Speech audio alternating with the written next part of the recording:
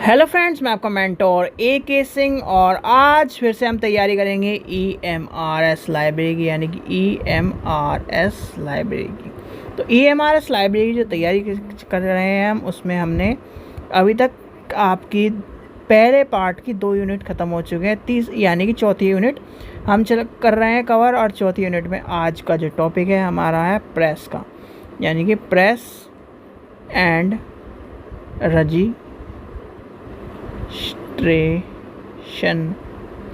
Act के बारे में पढ़ना है हमें, ठीक है। और इसके बाद हम पढ़ेंगे डिलीवरी ऑफ बुक एक्ट, जो कि डिलीवरी ऑफ बुक एक्ट के ऊपर आपको 2 क्वेश्चन ज़्यादातर DSSS में मिले हैं और कई बार क्वेश्चन पूछे गए हैं। ये इम्पोर्टेंट टॉपिक है। ये जो यानी कि ये जो यूनिट चल रही है बहुत ही इम्पोर्टेंट है, क्योंकि इसमें कॉपीराइट एक्ट है, इंटेलेक्चुअल प्रॉपर्टी राइट एक्ट है, आपके इंडियन लेजिस्लेशन जो है वो आएंगी सारी, या लाइब्रेरी लेजिस्लेशन है वो आएंगी सारी।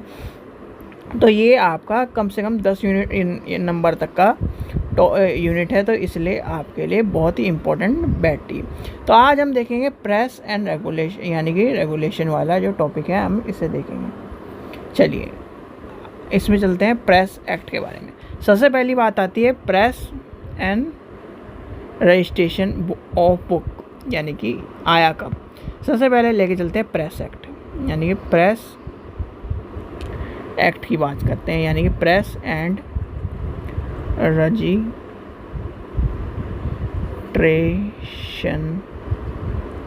ऑफ बुक एक्ट आया कब। तो आया कब, ये आया आपका 1867, यानी कि 1867। और जो क्वेश्चन इसमें सबसे ज़्यादा पूछा जाता है, ध्यान रखना, क्वेश्चन सबसे ज़्यादा पूछे जाने वाला क्वेश्चन यही है, यानी कि पूरा का पूरा टॉपिक का जो निचोड़ है वो यहीं पे आके ख़त्म हो जाता है। अगर आप इस क्वेश्चन का ये वाला सन याद नहीं रख पाते हो तो आपका 1 नंबर ख़त्म है, ठीक है। इस चीज़ का ध्यान रखना, ये आपको लिख के रख लेना है। पूरी कहानी चाहे आप बाद में सुन लेना, इसे ज़रूर लिख के रख लो, ठीक है। ये आया था 1867 में, ठीक है। अब आते हैं इसमें है क्या। देखो, प्रेस एंड रेगुलेशन एक्ट जो था वो पास हुआ था 1867 में। किस टाइम पर? 1867 में। और 1867 में राज किसका था? 1867 में हमारे पास राजा थे, यानी कि हमारा इंडिया किस था? ब्रिटिश इंडिया था, यानी कि ब्रिटिश इंडिया के नाम से जाना जाता था, ठीक है। ब्रिटिश इंडिया के एक्ट के अंदर पास हुआ है। अब उस एक्ट में क्या रेगुलेशन था? उस एक्ट में जो जितने प्रिंटिंग प्रेस थे, न्यूज़पेपर थे, उनके ऊपर एक तरह का चीज़ों, यानी कि एक तरह का कब्जा था।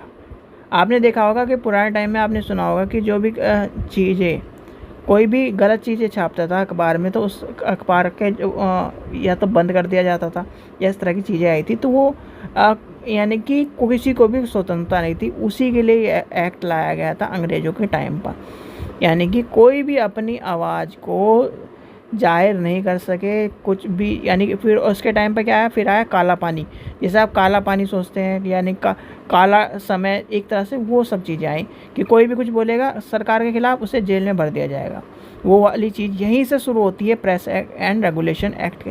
प्रेस एंड रेगुलेशन एक्ट लाया इसलिए गया था कि कोई भी न्यूज़पेपर में या फिर उसके किताबों में या फिर किसी भी तरह की पैम्पलेट या किसी सरकार के खिलाफ गलत या अपशब्द ना कह सके, ठीक है। तो आगे चलते हैं। अब ये जो आया था एक्ट, इसमें कॉपी एंड बुक्स, जो न्यूज़पेपर प्रिंटिंग ऑफ इंडिया, यानी कि जो रेगुलेशन थे वो सारी चीज़ें कही गई थी। ये क्या करता था? इट्स हेल्प सम स्पेशल, यानी स्पेसिफिक लाइब्रेरी जो थी उसको कॉपी, लिख लीजिए इसमें, जो स्पेसिफिक लाइब्रेरी को, देखिए लिखते हैं, specific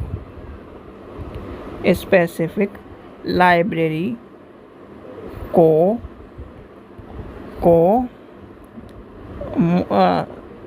copy, sorry COPIE, copies of book free में, यानी कि फ्री ऑफ कॉस्ट देते थे, ठीक है। जो भी जितने भी क्या हुआ, न्यूज़पेपर हो गया और आपको बुक्स थी, इसका ये काम था। यानी कि प्रेस जो एक्ट आया था आपका 1867 में, उसमें ये काम करा गया था।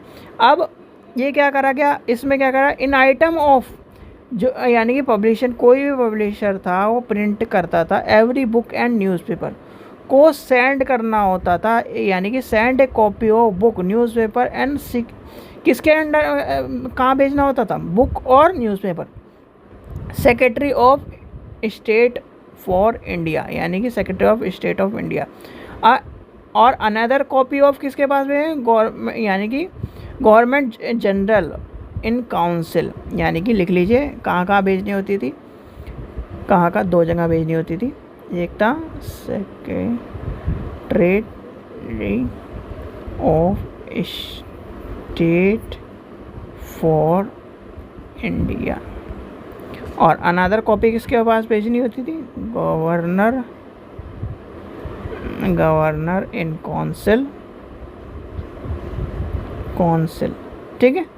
And still another copy of local government, यहाँ पर लास्ट में क्या है, लोकल गवर्नमेंट,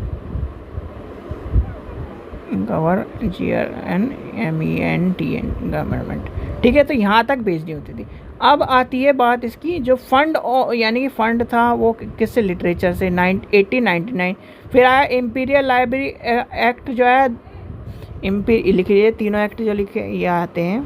फिर इसके बाद आया था फंड्स फॉर द इंक्रीजमेंट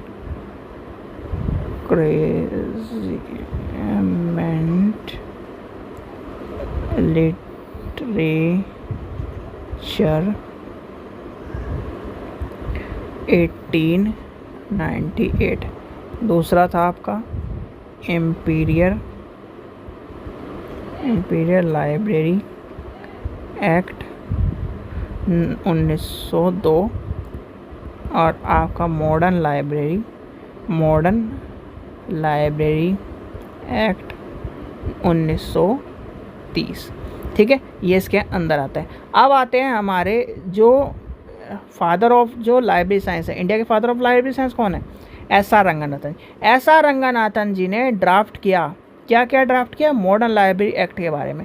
और मॉडर्न लाइब्रेरी एक्ट के बारे में उन्होंने एक यानी कि प्रेजेंट किया all Asia educational conference held, यानी कि कॉन्फ्रेंस कहाँ हुई, बनारस में 1930 में। और उसने क्या करा, 1942 में के बाद, यानी 1942 में एक रिक्वेस्ट की ILA को एस.आर. रंगनाथन ने, और उसका बिल जो बनाया, यानी कि मॉडर्न लाइब्रेरी के लिए एक बिल तैयार किया गया। ये चीज़ आपको पता होना चाहिए। और वो बिल कब तैयार हुआ, doctor SR. Ranganathan draft a modern library, drafted modern library act. ये आपसे क्वेश्चन एक बार UGC में पूछा गया, तो आपको पता होना चाहिए। और किसके लिए, ऑल एशिया एजुकेशनल कॉन्फ्रेंस कहाँ आयोजित करी गई, ये भी आपको पता होना चाहिए। ऑल एशिया एजुकेशनल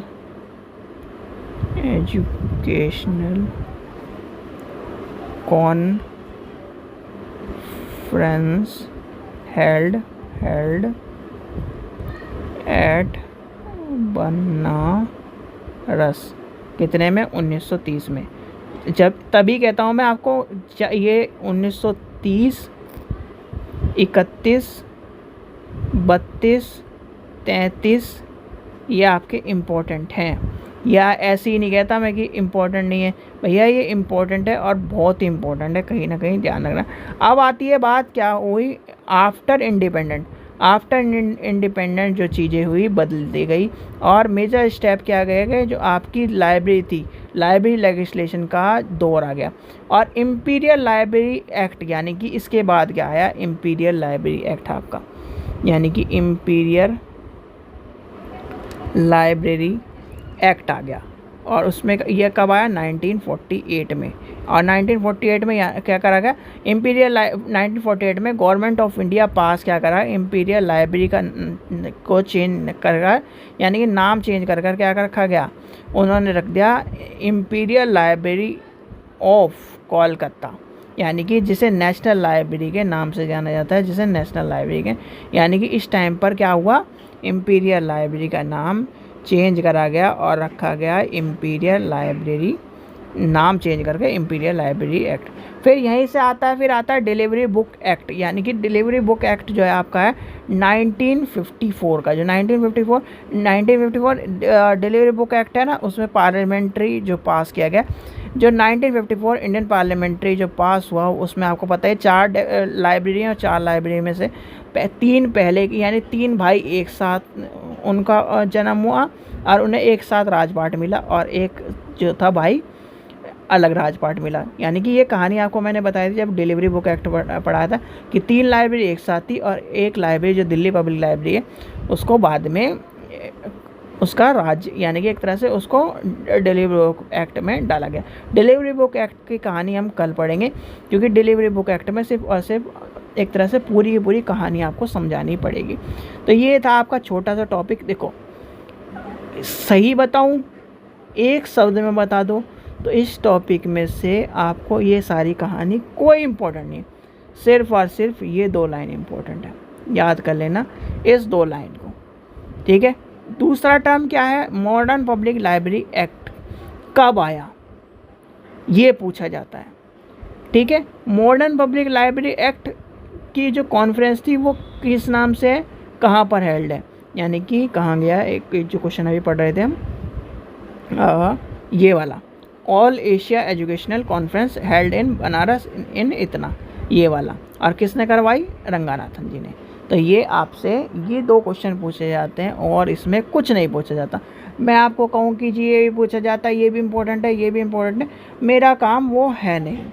मैंने आपको पहले ही बता रखा है कि जिस दौर से मैं निकला हूँ, अगर आपको भी उस दौर से निकाल दूँ, या फिर वही है कि क्या ना, औरों की तरह मैं भी आपको कह दूँ ये भी इम्पोर्टेंट है, ये भी इम्पोर्टेंट है, ये भी पढ़ लो, वो भी पढ़ लो, ये पढ़ लो, तो आपका जो दिमाग है, यानी कि आपका दिमाग है अभी इतना, और मैं दे दूँ इतना, क्या आप इसको इसमें बसा पाओगे, नहीं बसा पाओगे, ठीक है।